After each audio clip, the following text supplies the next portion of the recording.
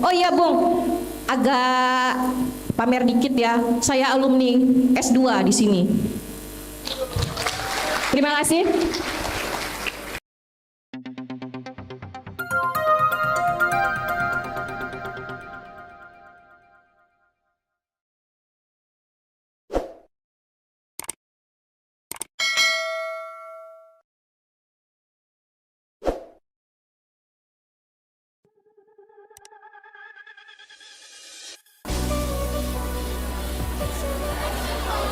Maaf Mbak, sekalian Mbak tanggung, udah dipegang mic-nya. Oke ya, sepakat ya. Assalamualaikum warahmatullahi wabarakatuh. Waalaikumsalam warahmatullahi wabarakatuh. Izin memperkenalkan diri, saya tetap memanggil Bung Rocky Gerung karena dari awal saya tahu beliau, saya memanggilnya Bung Rocky Gerung. Ada yang ingin saya pertanyaan ke Pak? Izin memperkenalkan diri, nama saya Rinca Anora. Saat ini saya bekerja sebagai seorang PNS di Dinas Pemberdayaan Masyarakat Desa dan Transmigrasi. Saya jujur Pak, saya sampai meninggalkan kerja saya karena saya memang dari dulu menunggu momen kapan saya bisa ketemu dengan seorang Rocky Gerung.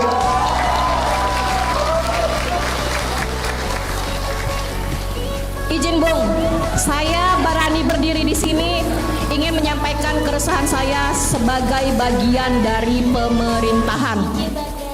Selama ini pemerintahan selalu dianggap salah. Semua yang kami lakukan disalahkan. Maaf izin kalau saya menyatakan secara keseluruhan netizen. Selama ini ketika pemerintahan itu melakukan kebijakan, maka dengan sontak apabila netizen beranggapan kebijakan itu tidak berpihak kepada mereka, bahwa pemerintah dianggap arogan.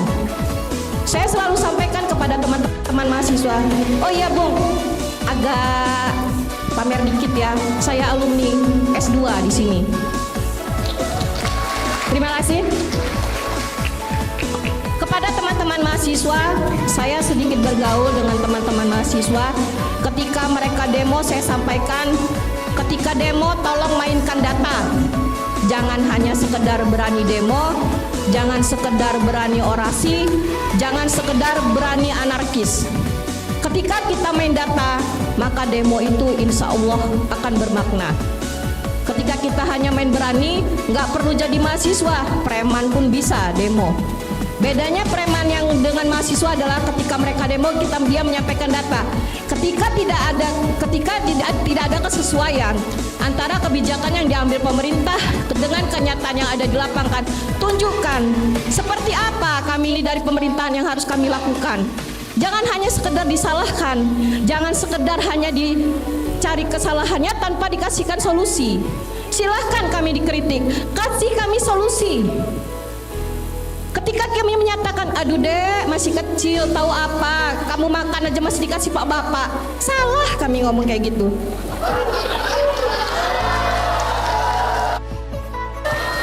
Jadi jujur saja Bung, sebenarnya saya agak lelah, tapi saya sempatkan.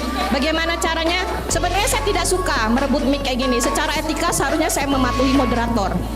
Tetapi intinya yang ingin saya tanyakan, di sini menyatakan apabila pemerintah tidak akal sehat, bagaimana dengan rakyat? Simple. Ya baik Ibu, mohon maaf langsung ke intinya saja, jangan berbelit-belit ya, karena kita efisiensi waktu. Terima kasih. Ya, Mbak. Bagaimana pemerintahan yang berakal sehat itu? Tolong dikasih kisi-kisinya sehingga kami ini tidak salah terus dalam langkah. Terima kasih. Wassalamualaikum warahmatullahi wabarakatuh. Coba dari tadi Ibu langsung. Oke, itu ada problem yang biasa disebut self-fulfilling. Saya ulangi ya. Problem teman kita ini di dalam logika namanya self-fulfilling prophecy. Artinya karena diucapkan terus maka lama-lama orang percaya. Tapi sebetulnya ada masalah lebih mendasar. Anda sebut tadi Anda PNS, pegawai negeri sipil. Kata sipil itu diterjemahkan dari bahasa Inggris civil servant. Kalau di bahasa Indonesia kan secara telak namanya pelayan masyarakat. Tetapi karena masih ada, ya jangan sebut pelayan dong, ke saya S2.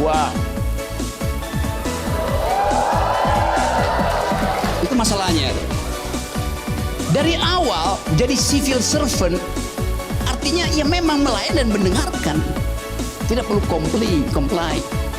Anda comply kalau Anda dipertanyakan oleh wakil-wakil rakyat.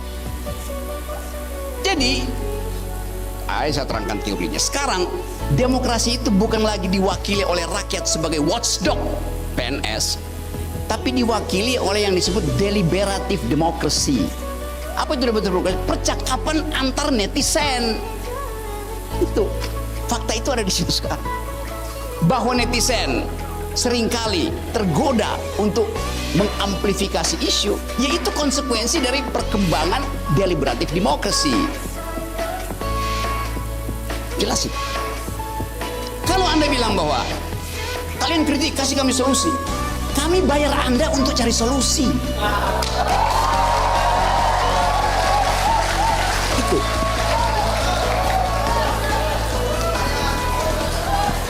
Jadi kata itu nggak boleh keluar gini ya, sejengkel-jengkelnya saya sebut PNS itu termasuk menteri-menteri itu. Sama, dungu, minta solusi.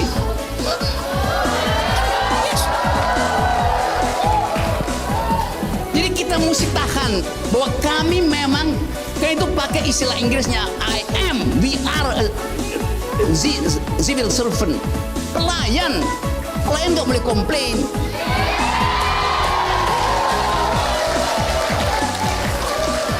Itu yang saya maksud tadi, kejujuran berargumentasi.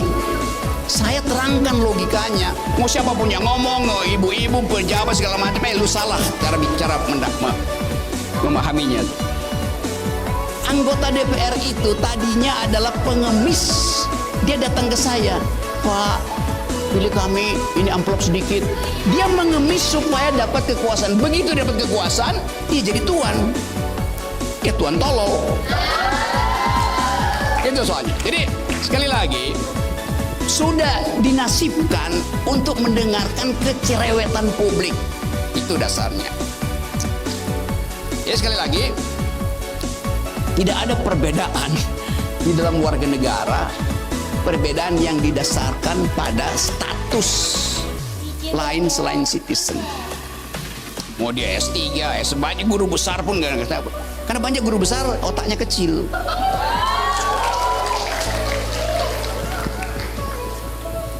Itu yang saya terangkan bahwa ijazah itu tanda Anda pernah bersekolah, bukan tanda Anda pernah berpikir. Oke. Ya, terima kasih. Itu yang sering orang persoalan ke saya kan. Bung Rocky itu, si Rocky itu kan nggak ada ijazah. Kenapa dia ngajar di S3? Tanya pada rektor UI. Jadi saya mesti ambil S3 untuk ngajar filsafat. Lo kurikulum filsafat saya yang tulis, kok gimana? Karena otaknya di mana coba? Saya ngajar di Lemhana, saya ngajar di Sesbim di Polri, yang mau naik bintang itu pasti mau ikut mata kuliah saya di Lembang sana. Saya ngajar di Seskogap. Kalau saya ngajar di situ ada bintang 2, saya dikasih bintang 3. Kan begitu tradisinya kan?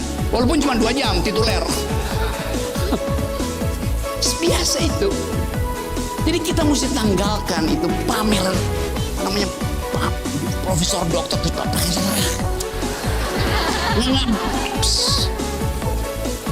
nggak ada itu lagi.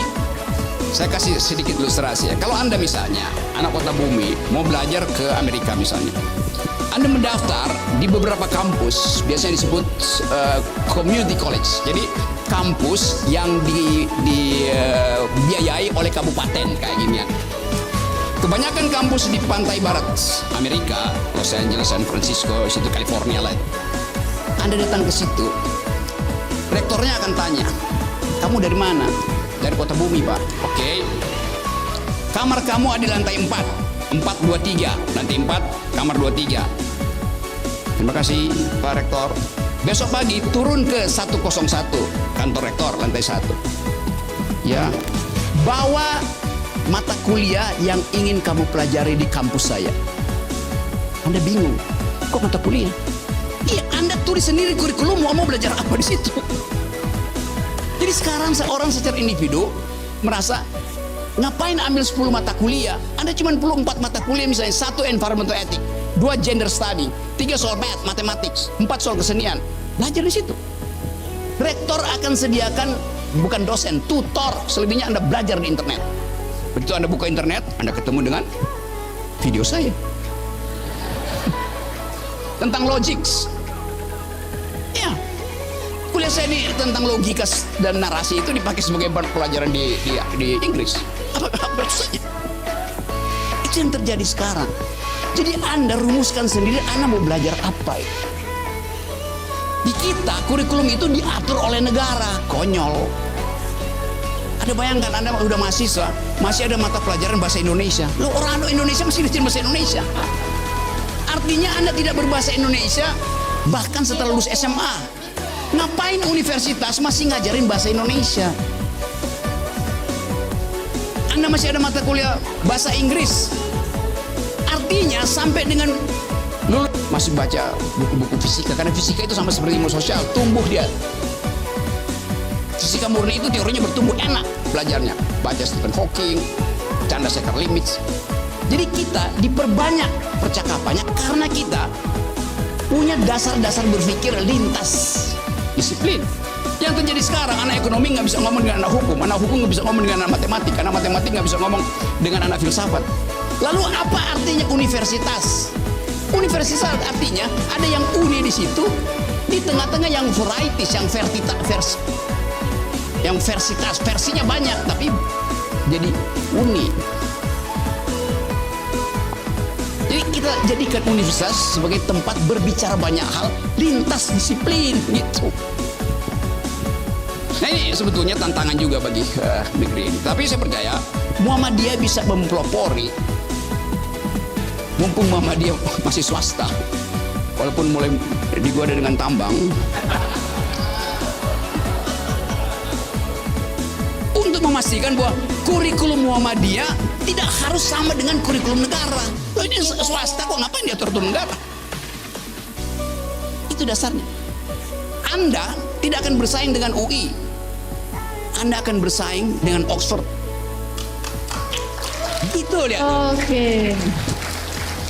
Oke, jadi itu keterangan tambahan tadi. Oke, masih ada yang lain pertanyaan? Sebelumnya nanti saya juga ingin ikut bertanya sebelum nanti rekan-rekan bertanya lagi. Bung Rocky, mengenai yang tadi sudah kita jelaskan. Kamu jangan ikut bertanya.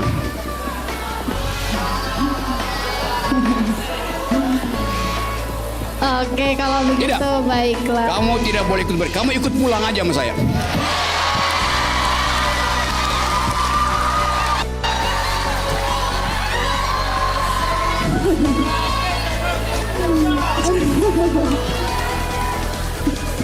Ya, jadi ini Mila beneran nanti saja bertanyanya ya, di luar dari sini mungkin ya. Oke. Oke, boleh ya? Ya, dari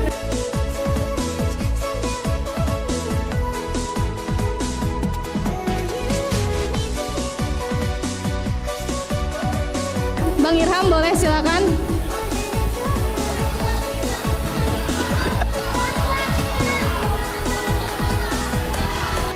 SMA, bahasa Inggris Anda bodoh, buruk.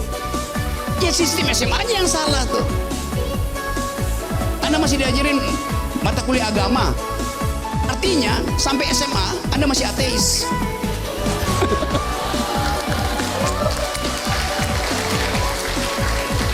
Semua pelajaran di universitas semua pelajaran di universitas sifatnya adalah membatalkan dalil.